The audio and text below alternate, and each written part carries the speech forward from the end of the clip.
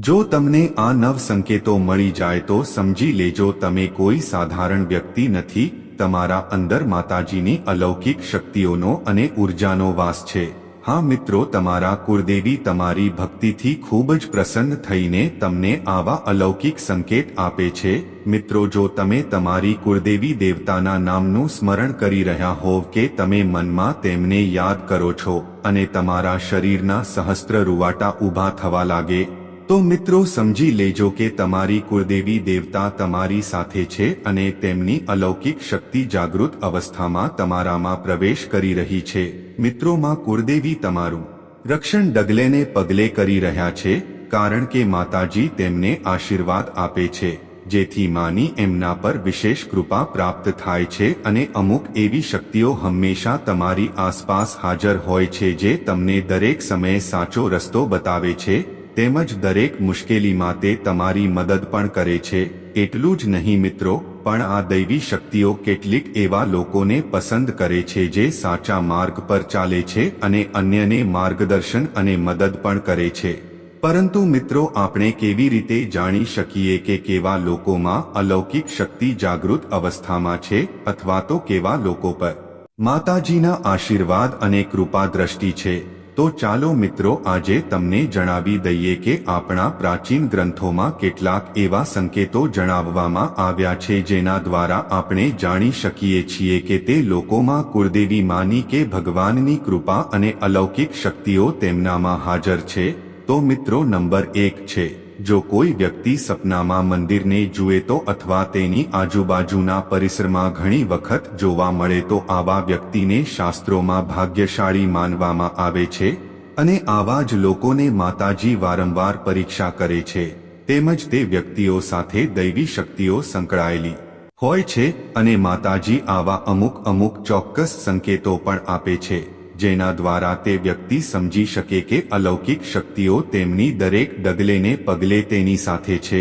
Number 2, મિત્રો, જે કોઈ વ્યક્તિ પોતાના રોજિંદા કામમાંથી બચેલો સમય માતાજીની ભક્તિ, પૂજા અને જપમાં વિતાવે છે અને પોતાની કુળદેવી માને એક સત્ય તરીકે સમજવામાં સક્ષમ છે, હકીકતમાં તે વ્યક્તિની આસપાસ દૈવી શક્તિઓનું એક પવિત્ર વર્તુળ હોય છે, જેના કારણે તે આ શક્તિનો અનુભવ કરે છે।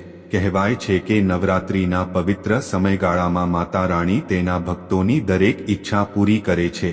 પરંતુ શું તમે જાણો છો કે માતા રાણી તેમના ભક્તોને કેટલાક ખાસ સંકેત પણ આપે છે, જેના દ્વારા તેમના ભક્તોને ખબર પડે છે કે દેવી દુર્ગા તેમનાથી પ્રસન્ન છે? એવું માનવામાં આવે છે કે માતા રાણી તમારા પર પ્રસન્ન થાય છે અને ટૂંક સમયમાં તમારા ઘરે પધારશે। મિત્રો, નંબર 3 છે, જવનું ઉગવું। દેવી દુર્ગાના 9 સ્વરૂપોની પૂજા 9 દિવસ સુધી કરવામાં આવે છે અને પૂજા દરમિયાન કલશની સ્થાપના પણ કરવામાં આવે છે। જો જયંતી કલશમાં યોગ્ય રીતે વધે તો આ સિવાય 1-2 સફેદ જવનો વિકાસ પણ માતાજીનો સંકેત માનવામાં આવે છે। તેનો અર્થ છે કે તમારી પૂજાથી માં દુર્ગા પ્રસન્ન થયા છે। નંબર 4, જે વ્યક્તિ સમાજ પ્રત્યેની પોતાની જવાબદારીને ધ્યાનમાં રાખીને સત્કર્મ અને પુણ્યનું કામ કરે છે અને મુશ્કેલીમાં રહેલા લોકોને અને ગરીબ અને અસહાય લોકોને શક્ય તેટલી મદદ કરે છે, તેમજ આપત્તિના સમયે મનુષ્ય અને પશુ પક્ષીઓને દરેક રીતે મદદ કરે છે અને વૃદ્ધ, અસહાય અને અશક્ત લોકોની સેવાને પોતાનું કર્તવ્ય સમજે છે, તેવા લોકો ખરેખર સમાજ માટે ઉદાહરણરૂપ સાબિત થાય છે। પરંતુ મિત્રો, તમને જણાવી દઈએ કે દરેક વ્યક્તિ આ કામ નથી કરતી અને આવા કાર્ય તે વ્યક્તિ જ કરે છે જેના પર તેમની કુળદેવી માની વિશેષ કૃપા હોય છે। ત્યારે જ તે વ્યક્તિની અંદર આવા ગુણો ઉત્પન્ન થાય છે અને આવી વ્યક્તિ અંતમાં મોક્ષની પ્રાપ્તિ પણ કરે છે, તેમજ તેઓની અંદર માતાજીની અલૌકિક શક્તિઓનો ભંડાર ભરેલો હોય છે। નંબર 5, કેટલાક લોકો હંમેશા તેમની આસપાસ ચોક્કસ પ્રકારની સુગંધ અનુભવે છે। હંમેશા સુગંધિત ફૂલો, ધૂપ અથવા કપૂર હવામાં તરતા હોય તેવી પવિત્ર સુગંધનો અહેસાસ અનુભવે છે, તો તે તેમની આસપાસ માતાજીની કે ભગવાનની દિવ્ય શક્તિ હાજર હોય છે। નંબર 6મો સંકેત સમય છે। મિત્રો, ભગવાન એટલે કે બ્રહ્મ મુહૂર્ત સવારે 3:30 વાગ્યેથી 5:30 અથવા 6 વાગ્યા સુધી આ સમય આપણા શાસ્ત્રોમાં ખૂબ જ મહત્વપૂર્ણ માનવામાં આવે છે। અને બ્રહ્મ મુહૂર્તને દેવતાઓનો સમય માનવામાં આવે છે, કારણ કે આ સમયના વાતાવરણમાં સકારાત્મક ઉર્જાનો સંચાર હોય છે. જો કોઈ વ્યક્તિ દરરોજ બ્રહ્મ મુહૂર્તમાં પોતાની જાતે જાગે અને તે વ્યક્તિ પોતાના રોજિંદા કામમાંથી ખૂબ જ પ્રસન્ન મનથી નિવૃત્ત થઈને ભગવાનની પૂજા કરે અને ઉગતા સૂર્યને અર્ઘ્ય આપે તો તે વ્યક્તિ સાથે ચોક્કસપણે દૈવી શક્તિઓના આશીર્વાદ હોય છે, જેનો અર્થ છે કે માતાજીની કૃપા અને ભગવાનની કૃપા આવી વ્યક્તિ પર છે. નંબર 7 મિત્રો, અખંડ જ્યોતિ પ્રગટાવવાનું પણ વિશેષ મહત્વ છે. આવી સ્થિતિમાં જો 9 દિવસ સુધી તમારા ઘરમાં અખંડ જ્યોત કોઈ પણ વિક્ષેપ વિના બળે છે, તો તેનો અર્થ એ છે કે માં દુર્ગા તમારા પર પ્રસન્ન છે અને ખૂબ જ ટૂંક સમયમાં તમારા ઘરમાં ખુશીઓનું આગમન થવાનું છે. તેમજ મિત્રો, માતાજીના કૃપાથી આશીર્વાદ પામેલા લોકોમાં એક અનન્ય શક્તિ છે અને તે શક્તિ પૂર્વસૂચન છે. અગમચેતી એટલે કે ભવિષ્યમાં થનારી કેટલીક ખાસ ઘટનાઓ પહેલાથી જ ખ્યાલ આવી જાય છે. જો તમને પણ ભવિષ્યમાં થનારી કોઈ દુર્ઘટના કે સારી ઘટના વિશે ખ્યાલ આવે છે, તો તમારા પર કુળદેવી માની આ એક વિશેષ કૃપા છે કે અલૌકિક શક્તિઓ તેમનામાં હાજર છે. નંબર 8 મિત્રો, જે લોકોમાં વાસના, ક્રોધ, ઈર્ષ્યા, આસક્તિ, લોભ અને અહંકાર જેવી ભાવનાઓ નથી હોતી, તેમના પર ભગવાનની વિશેષ કૃપા હોય છે અને આવા લોકો વ્યભિચાર કરતા નથી, તેઓ ગુસ્સે થતા નથી કે ક્રોધ પર કાબૂ રાખે છે. આવા વ્યક્તિ ક્યારે પોતાના મોંથી દુર્વ્યવહાર કરતી નથી. આવી વ્યક્તિ પોતાના મનમાં કોઈ પણ પ્રકારની ઈર્ષ્યાની લાગણી રાખ્યા વિના અન્ય લોકો સાથે દયા અને પ્રેમની લાગણી સાથે વર્તે છે. તેમજ આવી વ્યક્તિ સંતોષી સ્વભાવની હોય છે, એટલે કે તે કોઈ પણ બાબતની ચિંતા કરવા માંગતો નથી, અતિશય લોભ નથી, તે પોતાને જે મળે છે તેનાથી સંતુષ્ટ માને છે. નંબર 9 સપનામાં લક્ષ્મીજીના દર્શન. જો તમે સ્વપ્નમાં માં દુર્ગાનું સૌમ્ય સ્વરૂપ જોયું હોય તો તે એક શુભ સંકેત કહી શકાય. શાસ્ત્રો અને પુરાણોમાં ઉલ્લેખ છે કે જો માં દુર્ગાનું સૌમ્ય સ્વરૂપ જોવું તો તે સૂચવે છે કે આવનારા દિવસોમાં વ્યક્તિને માં કુળદેવી વિશેષ આશીર્વાદ મળવાના છે.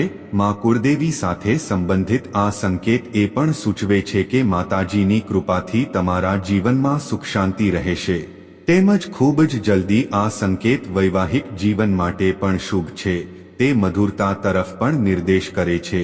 તેથી માં દુર્ગા સાથે સંબંધિત આ નિશાની શુભ માનવામાં આવે છે. આ સિવાય તેનો અર્થ એ છે કે કુળની દેવી તમારી પૂજાથી પ્રસન્ન છે અને તમારા માટે ટૂંક સમયમાં આર્થિક લાભ થવાની સંભાવના પણ છે.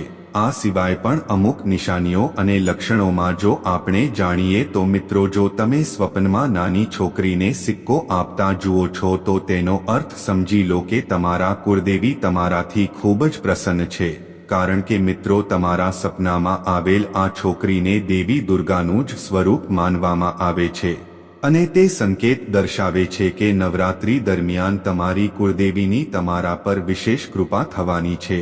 તેમજ મિત્રો, ઘણી વખત આપણે ભજન, કીર્તન કે કથા સાંભળવા મંદિર કે ધાર્મિક સ્થળે જઈએ છીએ, પરંતુ ભલે ગમે તેટલું સુંદર ભજન હોય કે વાર્તા ગમે તેટલી સારી હોય, ત્યારે વચ્ચે વચ્ચે આપણું ધ્યાન ભટકાઈ જાય છે અને ક્યારેક આપણે આપણા ઘર વિશે વિચારીએ છીએ, તો ક્યારેક તમે તમારી કોઈ પણ સમસ્યા અથવા તમારી આસપાસ બેઠેલા લોકો વિશે વિચારવાનું શરૂ કરી દો છો. પરંતુ મિત્રો, કેટલાક લોકો એવા પણ હોય છે જેઓ ભજન, કીર્તન કે કથા સાંભળવામાં એટલા મગ્ન થઈ જાય છે કે તેઓને કંઈ જ ખબર પડતી નથી. તેઓ માત્ર પોતાની આસપાસ પવિત્રતા અનુભવે છે અને ખૂબ જ શુભ અવાજો સાંભળે છે. તો આવા લોકોને પણ અલૌકિક શક્તિઓ ચોક્કસપણે સાથ આપે છે. મિત્રો, જ્યારે પણ તમે તમારા કુળદેવી માના મંદિરમાં જઈને તેઓની સામે પ્રાર્થના કરો છો, તેઓની દીવાબત્તી અને ભક્તિભાવથી સેવા પૂજા કરો છો, તેમજ આરાધના કરો છો અને આ સમયે જો તમારા શરીરના રૂવાટા ઊભા થઈ જાય છે, એટલે કે મિત્રો, જ્યારે તેમનું તમે નામ સ્મરણ કરો છો તે સમયે જાણે તમારા શરીરમાં એક અલગ જ પ્રકારની શક્તિ હાજર હોય કે પછી તમને અચાનક જ ગભરામણ થવા લાગે અને તમારો શ્વાસ રૂંધાવા લાગે કે પછી તમને શરીરમાં ધ્રુજારી આવતી હોય, ઠંડી લાગવાનો અહેસાસ થતો હોય, ત્યારે મિત્રો તમારે સમજી લેવું જોઈએ કે તમારી ભક્તિથી અને પૂજાપાઠથી તમારા કુળદેવી માં તમારાથી ખૂબ જ પ્રસન્ન છે અને તેઓની આ અલૌકિક શક્તિઓ તમારામાં સકારાત્મક ઉર્જાનો અહેસાસ કરાવી રહી છે કે પછી અનુભવ કરાવી રહી છે। તો મિત્રો આજના વિડીયોમાં આટલું જ છે। જો વિડીયો પસંદ આવ્યો હોય અને માહિતી સારી લાગી હોય તો મિત્રો કોમેન્ટ બોક્સમાં તમારા ઈષ્ટ દેવી દેવતાઓનું અને કુળદેવી માનું નામ ચોક્કસથી જણાવજો અને ચેનલ પર નવા હોવ તો ચેનલને સબસ્ક્રાઇબ કરીને વિડીયોને એક લાઇક કરી દેજો અને વધુમાં વધુ શેર કરજો જેથી કરીને માતાજીની કૃપાદ્રષ્ટિ તમારા સૌ ઉપર બની રહે અને માતાજીને પ્રાર્થના કરું છું કે તમને હંમેશા સ્વસ્થ સુખી અને તંદુરસ્ત રાખે અને તમારી દરેક પરેશાનીઓ દૂર કરે તેમજ તમારા ઘરમાં આર્થિક અને ધંધાકીય રીતે બરકત આપે તેવી હું કુળદેવી માને પ્રાર્થના કરું છું।